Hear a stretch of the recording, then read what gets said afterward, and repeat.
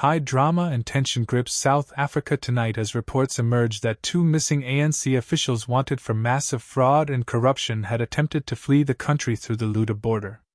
General Mani has declared a national red alert, ordering the shutdown of each and every one of the border posts, airports and seaports in what could be the biggest political manhunt in modern South Africa's history. And the question echoing across the nation is simple. How far will these officials go to try to get away from justice, and who helped them disappear in the first place? According to insider reports, intelligence units had picked up communications suggesting that the two fugitive ANC officials were being smuggled out of the country under the cover of darkness late last night.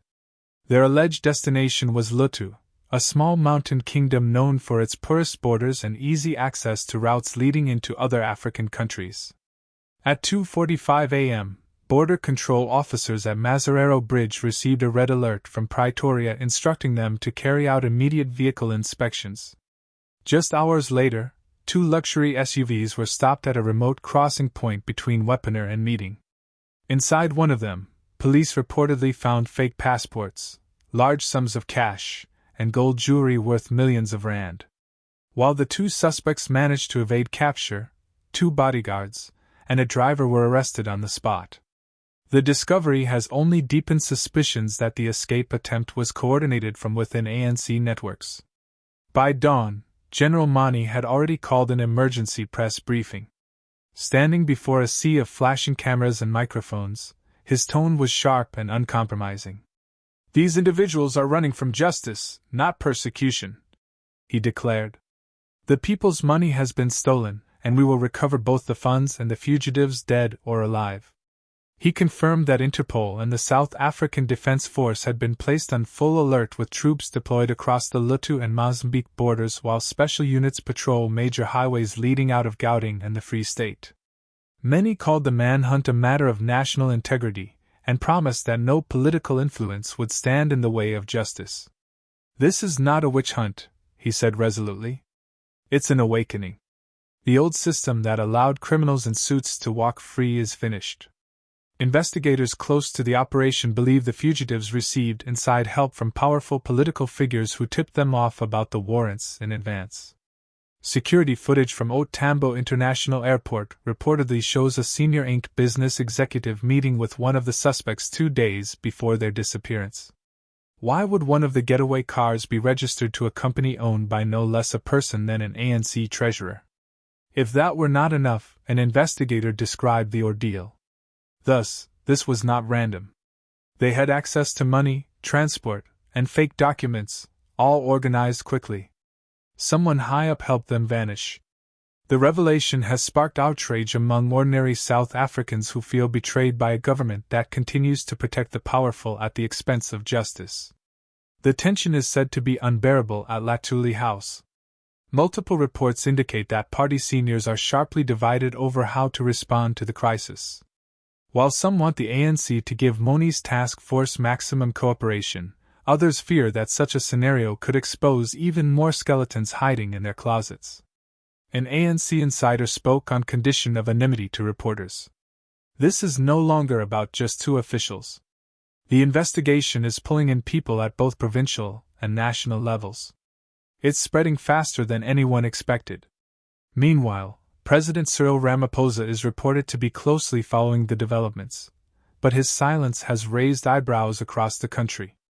Opposition leaders have already seized the opportunity to criticize him, calling for an immediate cabinet reshuffle and suspension of any officials under investigation. As news of the foiled escape broke, social media erupted in outrage. Hashtags such as #StopTheCorruption and #Money versus a course through the nation as citizens vented their frustration and anger at the government's inability to keep its leaders accountable. Protests quickly fled in major cities as angry crowds blocked roads, burning ANC flags and demanding accountability. "They steal millions then disappear," one protester in Pretoria shouted. "If it were ordinary citizens, they'd be behind bars by now. We want equality before the law." The frustration was palpable. After decades of corruption scandals, broken promises, South Africans are questioning whether justice can ever be applied equally in a country still struggling to heal from the wounds of inequality and political favoritism. The scandal has now attracted international attention. International media in France, the UK, and the US are running extensive coverage, labeling the incident a watershed moment for South African democracy. Several international anti-corruption watchdogs have reportedly reached out to Mann's office with offers of assistance and intelligence support in tracking offshore accounts linked to the fugitives. Early reports indicate that one of the missing officials transferred more than 40 million rand into a European bank account under the name of a shell company days before disappearing. If confirmed, this could mark one of the largest politically linked money laundering cases in South African history. Some political analysts say Mann's investigation, coupled with a number of other factors, is starting to tear apart the very fabric of the ANC's inner hierarchy, with senior figures turning on each other in fear of exposure.